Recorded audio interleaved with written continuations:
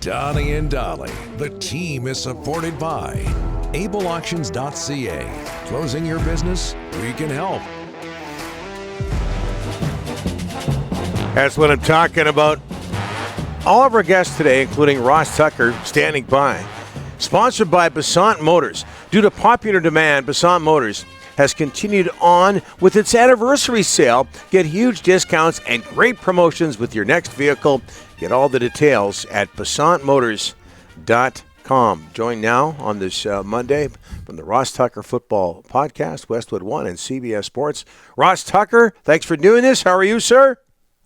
Of course. I'm doing great, Donnie. Rick, how are you guys doing? Do you say, Donnie, do you say that's what I'm talking about? Like when you come back from every break or just when I'm on? Just when you're on, buddy. Only when you're on, and only when Sam Spence is in charge of the music. NFL film. Got it. Okay. Yeah, I grew up with that stuff. I like it. Like that's when I know it. Like I'm just sitting here, and all of a sudden when I hear you say that's what I'm talking about, I'm like, all right, it's time to go, Vancouver. Yeah, let's do it. It's like a pregame speech.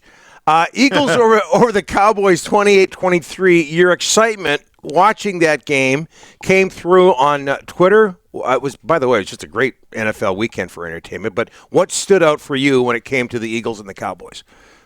Well, first of all, you're right. I mean, it was awesome to watch the red zone. Well, first of all, the Dolphins-Chiefs game in the morning was great. Mm-hmm. And then, in what you guys would call the morning games, I have the red zone, so I'm watching the endings like almost simultaneous with the Falcons, Vikings, and Josh Dobbs, and then the Bucks and the Texans going back and forth. It's awesome. I don't know if any of those four teams I just named are great, but the games they played were highly entertaining. And then Cowboys-Eagles ended up being a fantastic ending, right? I mean, with the Cowboys being down there, I really thought they were going to win. I mean, they were in the 6-yard line with like 20 seconds left.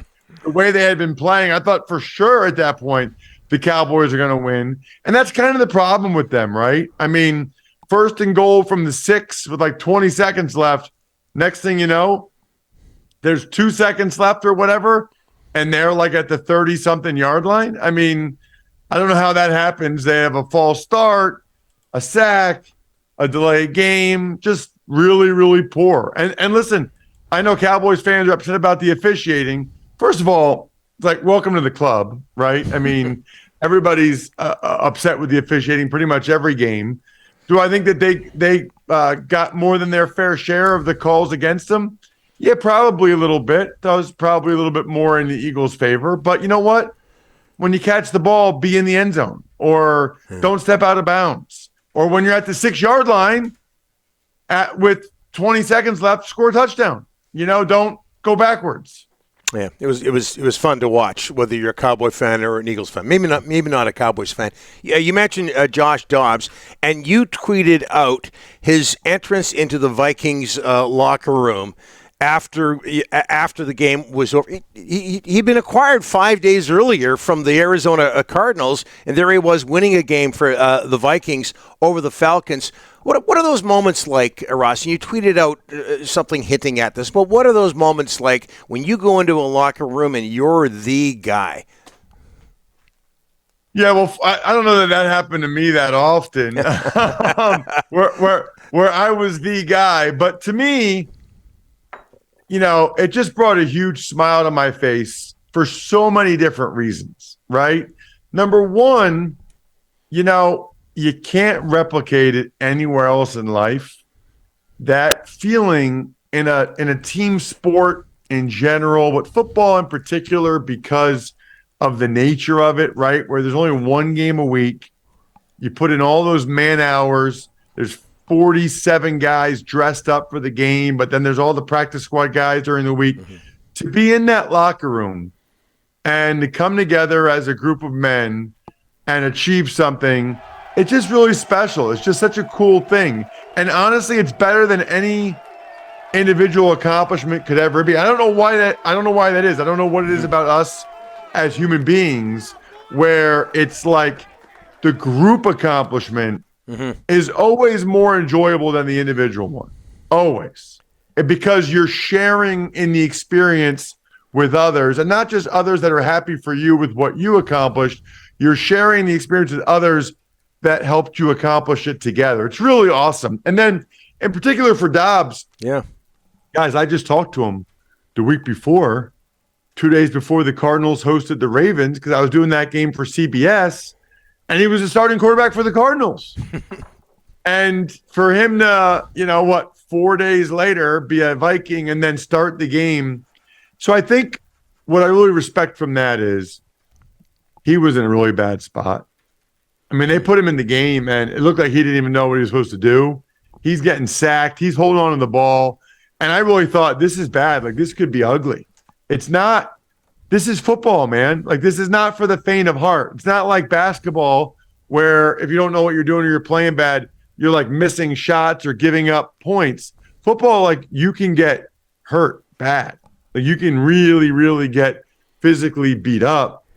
So for him to battle through that and play the way he did, and so I think most people like me, unless you're like a first-round pick or second-round pick, you realize that the opportunities are never perfect, right? I think he was with the Titans for like a week before he started for them, the Cardinals like 10 days, and now for the Vikings like 4 days, and he's in there.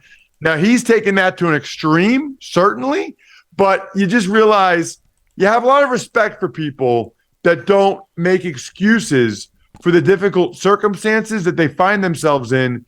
They just do whatever they can to try to make the most of those circumstances.